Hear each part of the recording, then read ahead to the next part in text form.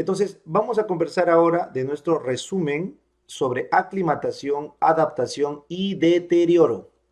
Deterioro en altura. Vamos a hablar los tres temas, que no son lo mismo. ¿Ah? Aclimatarse, adaptarse y deteriorarse por altura no es lo mismo. Y es un concepto que yo quiero que lo tengan claro, claro. ¿Ya? Entonces, arrancamos. Miren, se conoce, correcto, como aclimatación a una respuesta fisiológica frente a la hipoxia. Aprendan eso. La aclimatación es una respuesta fisiológica frente a la hipoxia. O sea, si cuando subes a la altura y por hipoxia te da edema cerebral, edema pulmonar, o sea, te enfermas, eso no se llama aclimatación. ¿Me entienden? Así que la aclimatación implica que estás todavía sano. O sea, es una respuesta fisiológica, no patológica. El edema cerebral, el edema pulmonar, el mal de altura agudo, el mal de altura crónico son adaptaciones o respuestas, perdón, patológicas. Así que es la primera cosa que quiero que quede claro. ¿Está bien?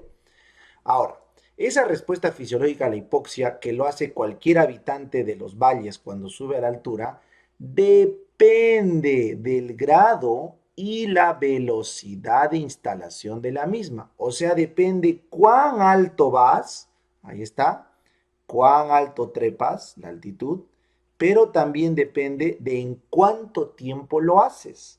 Así que en la figura 5.1 vamos a ver los cambios que hay en un paciente a nivel del mar, ¿no es cierto?, a medida que va ascendiendo, ¿ya? A medida que va ascendiendo. Entonces, no se olviden, no solo basta la altura, también basta la velocidad de instalación de la misma. Cuanto más rápido uno asciende, tiene mayor probabilidad de no aclimatarse correctamente. ¿Está bien? Entonces, acá en este gráfico que están viendo, vamos a ver los efectos de una exposición súbita a varios metros de altura. Súbita, eso quiero que quede claro. Súbita, súbita. ¿Ya? Entonces, arrancas a nivel del mar y te empezamos a subir, por ejemplo, en un balón hidrostático, un globo hidrostático. Entonces, más o menos, como puedes ver acá, alrededor de 1400 a 1300 metros sobre el nivel del mar, ya empieza a haber alteración de la visión nocturna, ¿correcto? Ustedes saben que para ver de noche requerimos que el cisretinal y el transretinal interconviertan rápidamente, ¿no es cierto? De trans a cis. Y eso demanda bastante energía y uso de oxígeno. Cuando esto se altera, correcto, en general puede haber un problema en cualquier persona sana a la visión nocturna. ¿Ya? Así que recuerden, primera cosa, primer signo de problema de exposición a altura es la visión nocturna. ¿Ya? Luego tenemos sensación de falta de aire al hacer ejercicio, que como ven acá ya arranca más o menos por los 2000 metros sobre el nivel del mar y obviamente continúa hasta la exposición máxima. Sin embargo, aprendan esto, el mareo, correcto, trastorno del sensorio, debilitamiento, ocurren por encima de 4500 sobre el nivel del mar. Así que el rango de la gravedad máxima de exposición a la altura está por encima de los 4500, ¿ya? Y son problemas mentales, mareos, debilidad y valores superiores a los 5500 a 6000 metros por acá, ya tenemos claramente trastorno del sensorio. ¿Ven? Entonces, claro, en 10 minutos ya perdemos la conciencia a estas alturas y a medida que vamos subiendo más como un globo aerostático, bastan 2 minutos para perder el sensorio inclusive. Entonces, la exposición súbita a la altura se puede ver clínicamente con cambios en la visión, cambios en la sensación de falta de aire al hacer ejercicio, alteraciones mentales, mareos y trastorno de conciencia. ¿Correcto? Entonces, este es un ejemplo de una exposición violenta, ¿ya? Pero obviamente, si es que esto lo hacemos lento, pausado, el fenómeno de aclimatación, que es la respuesta fisiológica, nos va a permitir evitar estos efectos y poder ser, se puede decir, fisiológicamente compatibles con el ascenso. Muy bien, entonces acá tienen la definición. Aclimatación a la altura es definida en fisiología, porque estamos en fisiología, como el conjunto de cambios beneficiosos, todos fisiológicos, ninguno patológico, de nuestro cuerpo para contrarrestar la hipoxia, ¿correcto? Y acá está la gran clave en este enunciado que les pido por favor que lo consideren. Principalmente lo que nuestro cuerpo hace para aclimatarse a la altura es aumentar la ventilación. Apunten eso, aprendan eso, ¿ya? Esa es la respuesta ventilatoria a hipoxia, el famoso HBR, este de acá, la respuesta ventilatoria a hipoxia. Entonces, esa respuesta ventilatoria a hipoxia es importante como principal mecanismo de aclimatación. Y como ya ustedes saben por fisiología, ventilar más hace que reduzca el CO2, por lo tanto nos alcalinizamos y el premio es aumentar el PO2, por lo tanto compensamos la hipoxia. ¿Está claro? Sin embargo, recuerden que no es el único mecanismo, hay otros que vamos a verlo más adelante. Estos que están viendo acá son todos los cambios adaptados en corta y en larga escala a la altura. ¿Está bien? Entonces, esto que van a ver ahorita en este gráfico son todos los cambios fisiológicos que tenemos o que se ocurre en nuestro cuerpo en minutos, en días y en años para poder aclimatarnos a la altura. No se olviden esto, ¿ya? Para los montañistas, solo como datito, para los montañistas el término de aclimatación es distinto.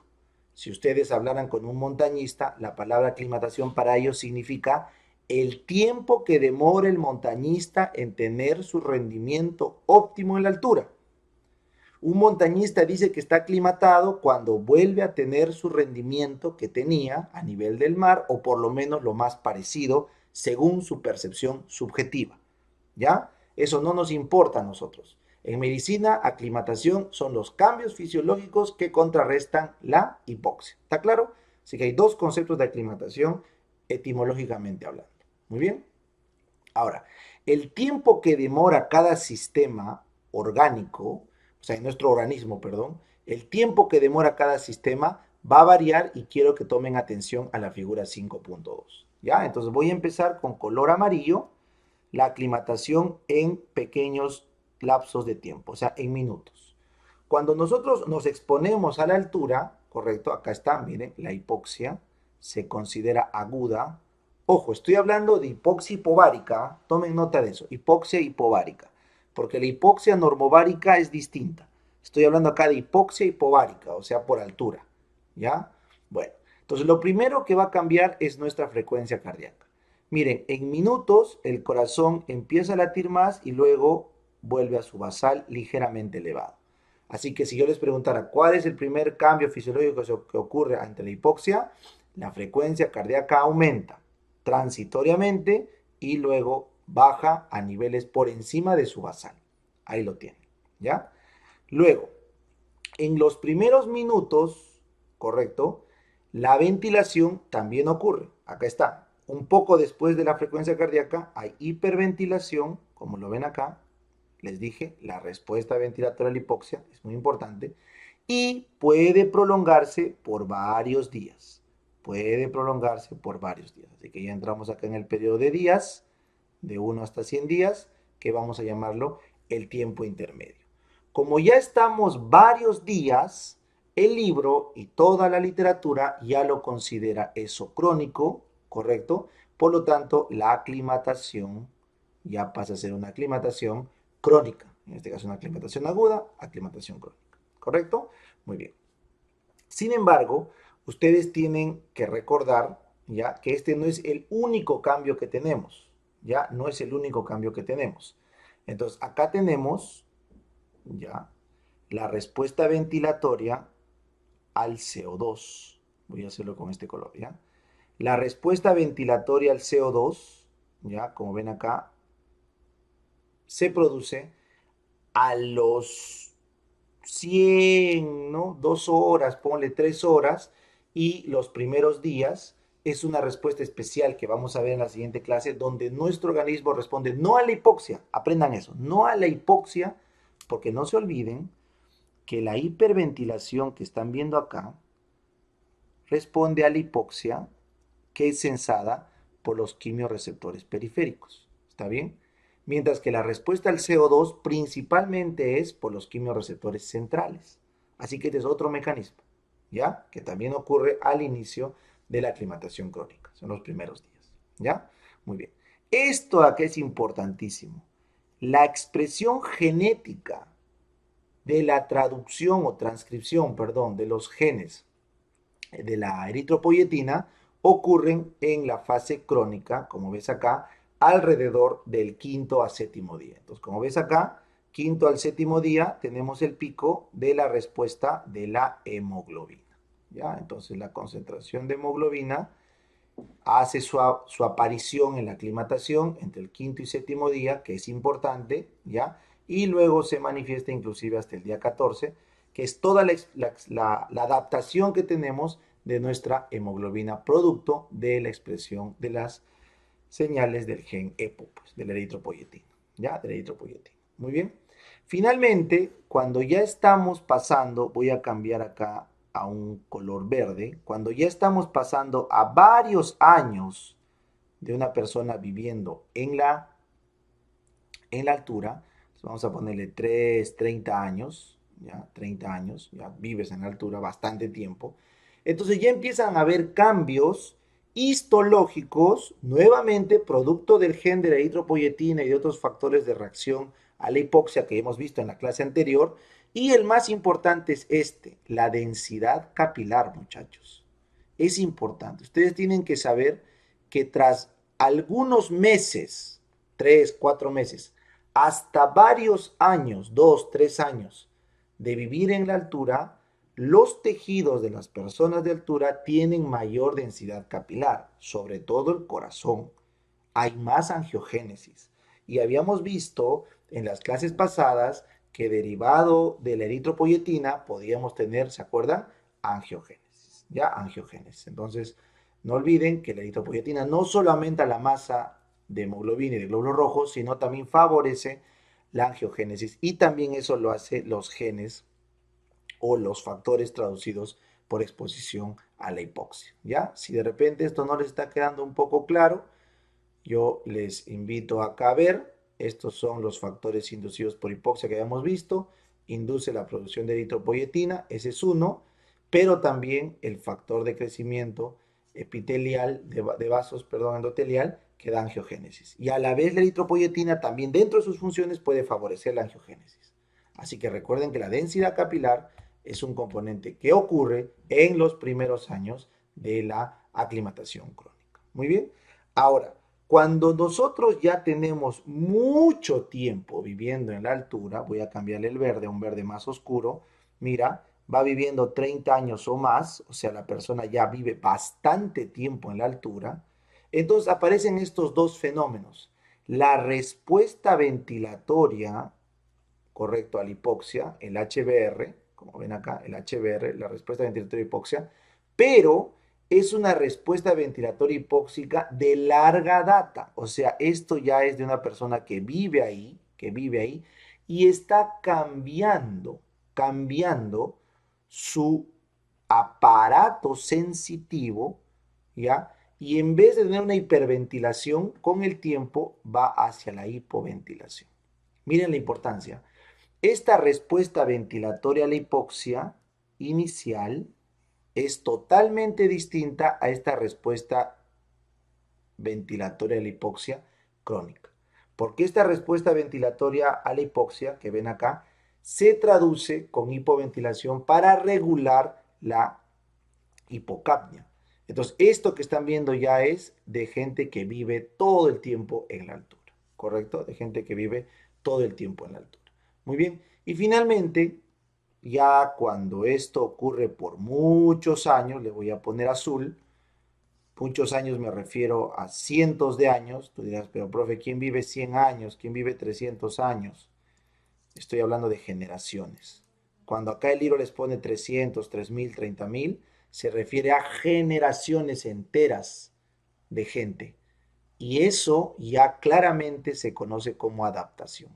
Cuando tú transmites genes a tu descendencia que pueden adaptarse mejor a la altura. ¿Ya? En ese caso, inclusive se ha visto que la respuesta vasoconstrictora a la hipoxia pulmonar cambia.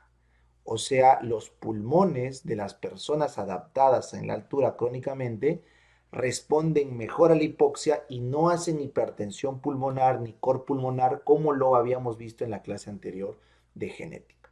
O sea, inclusive las respuestas de un pulmón sano de vasoconstricción frente a la hipoxia se alteran genéticamente, y esto tiene que ver con el óxido nítrico, para poder soportar un potencial cor pulmonar sabiendo que vas a vivir tú y tus hijos y tus nietos en la altura. Así que el pulmón se termina adaptando a condiciones de hipoxia. ¿Entienden? Entonces, todo este proceso, correcto, se conoce como aclimatación en su fase aguda y crónica. Y cuando ya estamos hablando de mucho tiempo, estamos hablando de adaptación. Adaptación. ¿Ya? Bien. Entonces, ahora sí llegamos a esta diapositiva que es genial. Ya esta diapositiva es genial, les va a ayudar a entender muy bien cómo es este proceso de la adaptación a la altura en cuanto a las presiones de oxígeno. ¿Ya? Entonces, miren, o bueno, la aclimatación, ¿no? No son términos extrapolables, ojo, estoy hablando de aclimatación, no todavía no adaptación. Ya estamos en aclimatación. Recuerden, adaptación es un proceso de generaciones que tiene que ver genes. Ahorita estamos hablando de aclimatación, sino que nuestra cabeza suele mezclar los términos porque son sinónimos relativos. Entonces, mire, la aclimatación a la hipoxia que voy a hablarles es la aclimatación a la hipoxia hipovárica. Ojo, no estoy hablando de la hipoxia normovárica. No, no, no, no, no. La aclimatación que estamos estudiando es la aclimatación hipovárica que ocurre en la altura. Porque un paciente con COVID en Lima está haciendo hipoxia normovárica y eso es otra adaptación o otra aclimatación, perdón. En ese caso, el término no sería aclimatación porque no estamos cambiando de clima, sino el término simplemente sería una respuesta fisiológica. ¿Ya? Entonces, una persona con COVID en Lima, con hipoxia normovárica, va a tener una respuesta fisiológica distinta. Ojo, pero cuando tú vas a otro clima, por eso se llama aclimatación, nos referimos a la aclimatación hipóxica hipovárica. ¿Ya? Eso quiero que entiendan. La diferencia no es crucial, es ligera, por eso acá les pongo, es ligeramente distinta, pero existe. Así que eso quiero que quede claro. El segundo punto que debemos tener en cuenta es que nunca la aclimatación va a llegar a tener los valores del nivel del mar.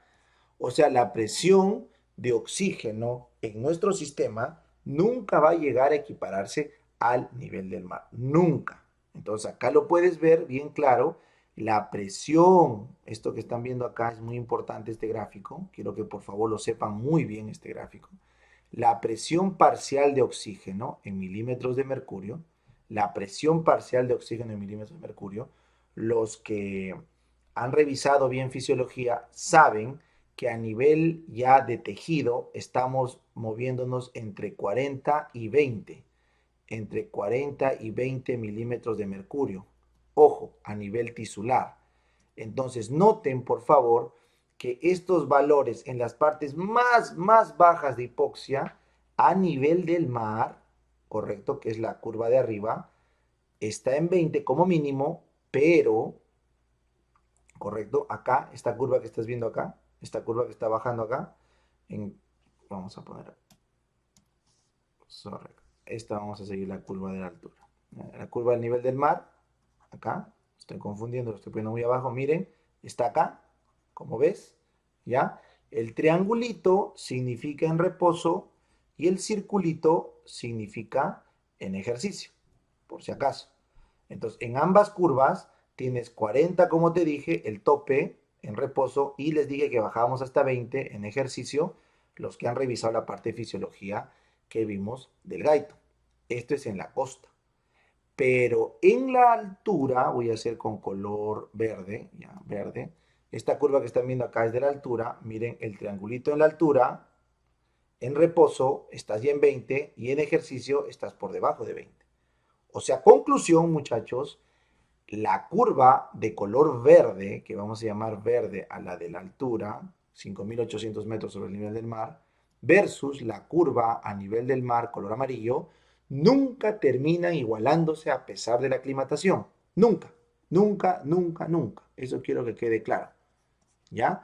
Así que siempre el organismo va a tener menor performance en la altura que en el nivel del mar, así te aclimates con tus mejores sistemas fisiológicos. ¿Entendieron? Por eso es que es un argumento válido que es injusto que se jueguen partidos en la altura. ¿Ya? Yo sé que muchos de ustedes, igual que yo, se van a sentir identificados con esto. Muchas veces el cienciano, pues no, ha tenido que jugar fuera del Cusco. Es más, creo que nos pasó eso en la final. Nos obligaron a jugar en Arequipa porque sencillamente se ponen a llorar, pues todos los que juegan a altura. Y bueno, para nosotros se ponen a llorar, sí, pero en la vida real es cierto, o sea, no tienen el mismo performance y eso está demostrado. Es más, se pueden hacer daño a sus tejidos. Así que es una ventaja que nunca se va a poder equiparar porque nunca se llega al mismo nivel, ¿ya? Y aunque no lo crean, el argumento más sólido que presentábamos era que los jugadores que tenemos en el Cienciano, bueno, los equipos del Cusco, también son de nivel del mar, pero que se han aclimatado a la altura, así que igual es un tema de que se pudo haber practicado. O sea, no son nativos, pues no estamos jugando con nativos que tienen toda la vida viviendo en la altura, ¿no? Entonces, por ahí va la cosa y es un dato curioso que les puede servir ahora para que vean por qué la Comebol ha vetado muchos estadios que están en mucha altura, ¿ya? Bueno, entonces seguimos leyendo. Entonces, hasta acá, esto es lo que quiero que tengan claro. Y ojo, ya les expliqué, el término adaptación son los cambios de selección natural de gente que nació, creció y tiene muchas generaciones en la altura. O sea, tiene que ver con los genes. Así que, por favor, el concepto de adaptación tienen que sacarlo y lo que vamos a ver es aclimatación. Entonces, adaptación es un término de genes, que ya lo expliqué en la clase pasada. Acá vamos a ver aclimatación, ¿ya? Entonces vamos a enfocarnos en la figura 5.6, que es esta de acá, para que entiendan estas curvitas de aclimatación. Entonces, miren, los que han repasado fisiología respiratoria saben que tenemos un oxígeno ambiental, ahí está, luego ese oxígeno se respira, el término correcto es se ventila, pasa a la parte conductora, esto vamos a ver, el oxígeno inspirado, que llega al alveolo, luego ese tejido, ese oxígeno, perdón, en el alveolo se mezcla con el gas alveolar, voy a usar otro color para no confundir, ¿ya? Entonces, voy a usar azul. Tenemos un oxígeno en el ambiente, un oxígeno que entra en la parte del aparato respiratorio, que se inspira. Tenemos un oxígeno en el alveolo que se mezcla con los gases alveolares. Tenemos un oxígeno en la arteria después de la hematosis y tenemos un oxígeno en las venas después del consumo del tejido. ¿Está claro? Muy bien. Entonces, lo que vamos a hacer en este gráfico es vamos a enfrentar a la gente que vive a nivel del mar, presión barométrica de 760 milímetros de mercurio, como ven acá, y vamos a ver que en el aire, según la clase que vimos de presión atmosférica, ¿no? La anterior clase de presión atmosférica, tenemos 160 milímetros de mercurio, ¿correcto? ¿De qué? De oxígeno en el ambiente, ¿ya? Ahí está clarito. Entonces, el triangulito, ya les dije, significa en reposo. Solo voy a hablar del reposo, no voy a hablar del ejercicio porque se supone que en el ejercicio hay adaptaciones que, bueno, no vamos a detallar ahora. Reposo, ¿ya? Y si nos vamos con un habitante a 5.800 metros sobre el nivel del mar, o sea, está en la zona crítica, por favor, eso también tienen que meter el cerebro. Cusco, 3.800, no es crítico, crítico es de 4.000, 4.500 para arriba, ¿ya? Así que tampoco no hay que hacer dramas. Igual está por encima de 2.500, sí, pero no es lo crítico. Entonces, acá en estas alturas bien, bien críticas, tenemos presiones barométricas casi a la mitad. Entonces, en estos alpinistas 5.800 tenemos presión barométrica de 380, lo cual hace que el oxígeno prácticamente se vaya a la mitad. 80 milímetros de mercurio en el aire. Entonces, esta es la primera diferencia que hay, ¿correcto? Entonces, este primer punto que están viendo acá, plomo, este primer punto plomo es debido a la caída de la presión barométrica. Así que primera pregunta que les puedo hacer. Un alpinista versus un costeño, ¿por qué tiene menos presión de oxígeno ambiental? Por la caída de la presión barométrica, profesor. Perfecto. Ahora, cuando respira un costeño y respira un alpinista, el costeño respira, mete el aire y lo mezcla con el vapor de agua que tenemos en la porción conductora del aparato respiratorio, ¿correcto? ¿Se acuerdan o no? Claro, profe. ¿Cuánto era la presión? 47 milímetros de mercurio. 47 milímetros de mercurio, más o menos es la presión de vapor de agua, que eso se le resta a la presión barométrica y eso por la multiplicación de la concentración de oxígeno hace una pequeña caída. Entonces, plin, cae un poquito el oxígeno inspirado y obviamente el alpinista tiene el mismo vapor de agua en su tracto respiratorio, no es que tiene menos. Eso no cambia porque depende de la temperatura corporal y la temperatura corporal es la misma, están en 37 grados los dos porque obviamente el alpinista está con su chompa, pues, ¿no? No va a estar calato ahí en el cerro, pelándose de frío de hipotermia, ¿no? Está con su casaca. Entonces, manteniendo presiones corporales normales, esta caída que ven acá es la misma. Esta es la misma caída. ¿Caída por qué, profe? Por el vapor de agua que tenemos en los pulmones. Qué chévere. Pero acá viene el truco. Acá viene la gracia. Cuando tú respiras o ventilas el oxígeno y lo metes a tu alveolo, lo mezclas con el CO2. Entonces el oxígeno del alveolo se mezcla con el CO2 del alveolo, se diluye y por eso cae abruptamente. Entonces acá la presión alveolar de oxígeno cae por la mezcla de los gases alveolares, CO2 y nitrógeno. Cae. Entonces tú dirás, ya, profe, el alveolo del alpinista debería ser igual y por ende debería caer con la misma pendiente. Pero si te das cuenta, la pendiente es menor. Y tú dices, ¿por qué? ¿Por qué la pendiente de caída del alpinista es menor que la pendiente de caída del costeño? Porque el alpinista tiene mayor volumen minuto de ventilación. O sea, en la altura es menos la caída porque se ventila más. Habíamos quedado que el HBR, la respuesta ventilatoria a la hipoxia, hace que hiperventiles, entonces metes más oxígeno y por lo tanto tu presión alveolar de oxígeno cae menos. Así que acá está el truco. ¿Por qué es tan importante el HBR? ¿Por qué la respuesta ventilatoria a la hipoxia es tan importante, profesor? Porque permite nivelar en parte, o sea, permite acortar la brecha en parte, las presiones de oxígeno.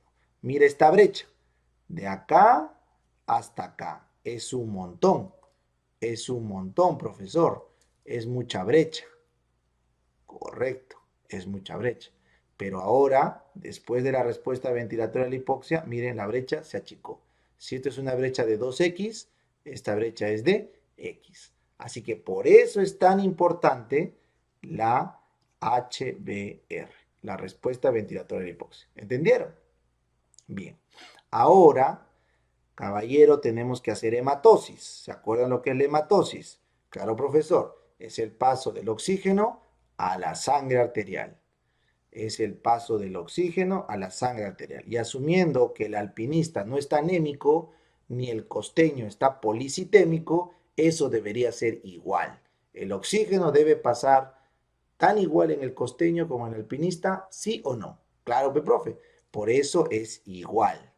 Ahora, si tú te preguntas, ¿y por qué hay una caída? ¿Por qué hay una caída? No te olvides, en fisiología hay un shunt fisiológico. ¿Se acuerdan que el 2% del gasto cardíaco va a la circulación bronquial y la circulación bronquial no pasa por los capilares pulmonares? Por lo tanto, hay un shunt fisiológico y siempre hay ese cachito de caída. Chévere, profe. De 104 a 100, los que han leído fisiología, ¿ya? Por si acaso. Bueno, Y finalmente, luego viene la caída por el consumo tisular. Entonces, acá está la segunda clave. Esta es la segunda clave que quiero que tengan en cuenta. Cuando el oxígeno que está viajando en la hemoglobina al 100% se consume, ¡pum!, te vienes acá y el oxígeno cae hasta 40, ¿no es cierto?, milímetros de mercurio, porque se ha consumido el oxígeno por los tejidos. Acá está bien claro, caída por consumo de oxígeno tisular. Correcto. Entonces la pregunta es, profe, ¿por qué el oxígeno no cae tanto en el alpinista? ¿Qué ha hecho el alpinista para que no caiga tanto? Miren, ha caído, pero no tanto. ¿Por qué? Por la compensación de la hemoglobina. En la altura es menor la caída porque hay más hemoglobina. Entonces, por más que se consuma la misma cantidad de oxígeno, al haber más hemoglobina transportando el oxígeno en la sangre, la caída es menor. Así que el segundo gran valor que debes aprender acá, lo voy a hacer con azul, es que la distancia que tienes acá de la sangre arterial, vamos a ponerle 2Y, que ha salido de la hematosis, con la separación que tenemos al final del consumo del tejido va a ser Y, inclusive es menos que Y, voy a ponerle acá 3Y para que vean la proporción, es al triple casi. Esto se debe básicamente ¿a qué? A la hemoglobina. La hemoglobina, la curva de hemoglobina, como ustedes saben, va a irse hacia la derecha, va a haber policitemia y una serie de cambios vasculares como la neoangiogénesis que va a terminar llevando a que el consumo de oxígeno no deteriore la presión de oxígeno. ¿Entendieron? Entonces, esta segunda caída es más pronunciada en el costeño porque su hemoglobina no está compensando. Y es menos pronunciada en el alpinista porque su hemoglobina está compensando. Y como te darás cuenta, para llegar a esto tuvo que haber habido aclimatación, porque la hemoglobina no aparece de un día para el otro, ¿no? No, profe, acá usted me dijo que demoraba por lo menos 5 días. Por eso mismo que los alpinistas necesitan tiempo para aclimatarse. ¿Entendieron? Y finalmente, aunque hagan lo que han hecho, siempre el oxígeno va a ser menor en los de altura que en los de la costa. Siempre hay acá un pequeño gap. Este gap no se va a poder llenar. Les he dicho bien claro que nunca se iguala las presiones en el aclimatado que en el costeño. ¿Ya? Este gráfico es muy importante, así que les aconsejo que por favor lo revisen. Muy bien. Y bueno, terminamos nuestra exposición con conceptos muy sencillos que creo que voy a hacerlo muy rápido. Si se te ocurre ir a vivir a la altura y no eres de la altura, bueno, pues prepárate. ¿Para qué, profe? Para el deterioro por la altura, que son los cambios negativos. No confundir con aclimatación, que son cambios positivos. Deterioro es cambio negativo por exposición prolongada a alturas extremas. Así que si se te ocurre ir a vivir a la punta del Salcantay, por muchos meses o años te vas a exponer al deterioro de la altura. ¿Ya? ¿Cuáles son esos signos y síntomas, profe? Ahí está, vas a perder peso. Acá lo tienes, tu peso va a caer por encima de los 5.500 metros a un radio de medio kilo a kilo y medio por semana y te va a dar anorexia inclusive bien marcada a ciertas comidas. O sea, no es una anorexia en general, sino es anorexia a ciertas comidas. Que apetito y peso disminuye. ¿Ya? Luego, ¿qué va a pasar, profe? Tengo lenta recuperación de la fatiga. O sea, te agotas y después ya no quieres hacer nada. La lenta recuperación de la fatiga no se sabe por qué. Se cree que cambia el metabolismo del glucógeno y es subjetivo. ¿Qué quiere decir? Que te agotas y luego te quedas tirado en tu cama y no quieres reponerte. ¿Ya? Te agotas, por ejemplo, vamos a jugar un partido de fútbol, nos cansamos. Entonces simplemente descansamos un rato y otra vez podemos seguir jugando. No te agotas, pero en la altura te agotas y de ahí ya no quieres seguir, porque parece que el músculo sufre para recuperar glucógeno. ¿Ya? Luego, profe, me expongo a letargia, irritabilidad e inclusive un deterioro cognitivo hasta psicosis. Entonces, el deterioro cognitivo que ocurre en exposición crónica a la altura es tu memoria baja, tienes problemas con el lenguaje, te vuelves lento mentalmente, sobre todo para los cálculos, pierdes voluntad, ya no quieres hacer nada, es una lesión psiquiátrica del frontal, del prefrontal, pierdes control de tus emociones, se altera el juicio, hay muchos alpinistas que se suicidan, ojo, no porque están deprimidos, sino por alteración del juicio a la altura. Y finalmente, inclusive hay alteraciones en la percepción del yo y en la realidad. O sea, no solamente conciencia de Glasgow, sino también conciencia subjetiva. Así que todo esto que están viendo acá, porque acá habíamos visto, esta pérdida de conciencia de acá es una pérdida de conciencia orgánica, de Glasgow, neurológica. No me refiero a estar en coma, me refiero a pérdida de conciencia del yo, o sea, pierdes la concepción de lo que es real, lo que es irreal, lo que es objetivo y lo que es subjetivo, lo que es el yo de lo que es el externo. ¿Está bien? O sea, psicosis, psicosis, ¿ya? Muy bien, ¿qué más, profe? Se altera el sueño, vas a tener despertares precoces y vas a tener menos fase REM, lo cual, como los que saben neurología pueden entender que cuando hay menos sueño REM, ¿eso qué afecta, profe? Afecta, perdón, afecta la memoria, correcto, porque la memoria se consolida a plazo intermedio largo en el sueño REM y eso altera la cognición, ¿ya? Y finalmente se ha visto que puede haber presión arterial baja, baja la presión arterial. No se sabe bien por qué, pero se postula que por la hipoxia hay un sufrimiento de las adrenales. O sea, pierdes sal y al perder sal vas a perder volumen y con eso baja tu presión crónicamente. Bueno, como a nadie se le ocurre vivir en la punta del cerro, entonces esto es un dato que simplemente se los comparto con temas académicos, nada más, ¿ya? Pero lo que quiero que tengan claro es este punto de acá, cómo es la aclimatación y las presiones de oxígeno en la altura.